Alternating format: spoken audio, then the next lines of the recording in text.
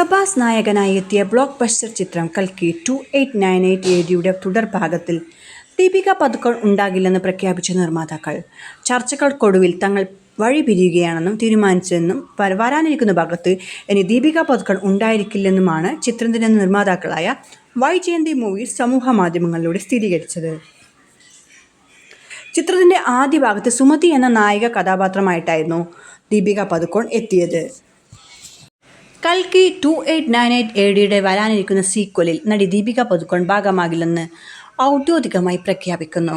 വളരെ ശ്രദ്ധാപൂർവമായ ചർച്ചകൾക്കു ശേഷം ഞങ്ങൾ വേർപിരിയാൻ തീരുമാനിച്ചു. ആദ്യ സിനിമ നിർമ്മിക്കുന്നതിനിടയിലുള്ള നീണ്ട യാത്രയിൽ ഒരുമിച്ചുണ്ടായിരുന്നെങ്കിലും ഞങ്ങളുടെ പങ്കാളിത്തം പഴയതുപോലെ തുടരാൻ കഴിഞ്ഞില്ല. കൽക്കി 2898 AD പോലുള്ള ഒരു സിനിമ ഇതിലും കൂടുതൽ പ്രതിബദ്ധതയും പരിഗണനയും അർഹിക്കുന്നു എന്ന് ഞങ്ങൾ വിശ്വസിക്കുന്നു.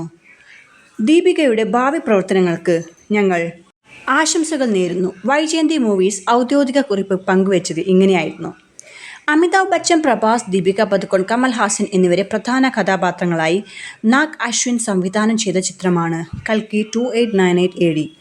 കഴിഞ്ഞ വർഷം റിലീസ് ചെയ്ത ചിത്രം ബോക്സ് ഓഫീസിൽ വൻ വിജയമാണ് നേടിയത്. അന്നു മുതൽ ഇന്നുവരെ ആരാധകർ ചിത്രത്തിൻ്റെ രണ്ടാം ഭാഗത്തിനായി ആകാംക്ഷയോടെ കാത്തിരിക്കുകയാണ്. ആദ്യ ഭാഗത്ത് സുമതി, അശ്വത്ഥാത്മ എന്നിവരുടെ പശ്ചാത്തല കഥകളെയുമാണ് അവതരിപ്പിച്ചിരുന്നത്. ദീപിക സിനിമയിൽ നിന്ന് പിന്മാറാൻ കാരണം എന്താണെന്ന് വ്യക്തമായിട്ടില്ല. നേരത്തെ സിനിമാ സെറ്റിലെ ജോലി സമയത്തെ ചൊല്ലി ദീപിക ഉന്നയിച്ച നിർദ്ദേശങ്ങൾ വിവാദമായിരുന്നു. ദീപികയുടെ ഈ നിർദ്ദേശങ്ങൾ അംഗീകരിക്കാനാകാതെ സന്ദീപ് റെഡ്ഡി സംവിധാനം ചെയ്യുന്ന സ്പിരിറ്റ് എന്ന ചിത്രത്തിൽ നിന്നും ദീപികയെ ഒഴിവാക്കിയിരുന്നു. ഇതിനു പിന്നാലെ കൽക്കി സെറ്റിലും കുറഞ്ഞ ജോലി സമയം നടി ചോദിച്ചുവെന്നും ഇത് തർക്കത്തിന് ഇടയാക്കിയെന്നുമാണ് പുറത്തുവരുന്ന റിപ്പോർട്ട്.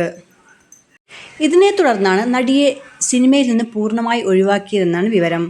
അപ്പോൾ നമുക്ക് കാത്തിരിക്കാം, ആരായിരിക്കും കൽക്കി 2ൽ സുമതിയുടെ റോളിൽ എത്തുന്നത്.